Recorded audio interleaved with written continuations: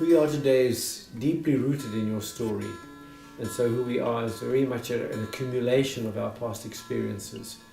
And it's the thread, the story, the line that holds us. If we use our story as a resource, we have all that we need to make better decisions, to have greater clarity, to get better direction, to have a greater sense of autonomy and authority in our decisions going forward.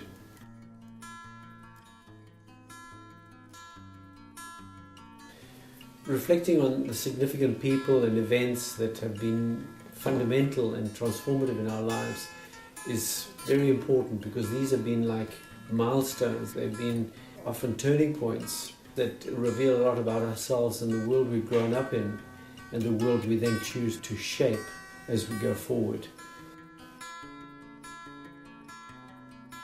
It's helpful to tell your stories in a communal context, in a small coffee circle, 3 or 4 or 5 friends telling their stories.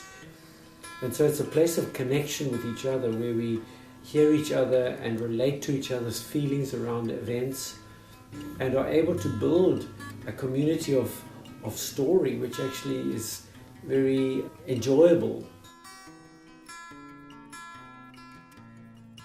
The book is laid out in 200 parts. It's going through a sequence of memories, of experiences, and drawing from them as one's going along.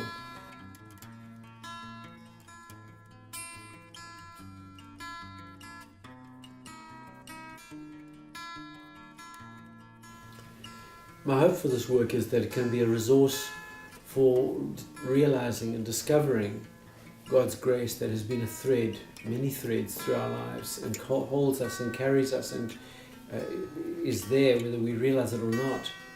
And it's really what our life is about forming our soul and our spirit. And this is the work that God is doing in our lives through the events that happen every day, drawing us to a place that when we finally come to the end of our lives, our soul and spirit are well formed and ready to move into the next exciting chapter, which is the life beyond this one.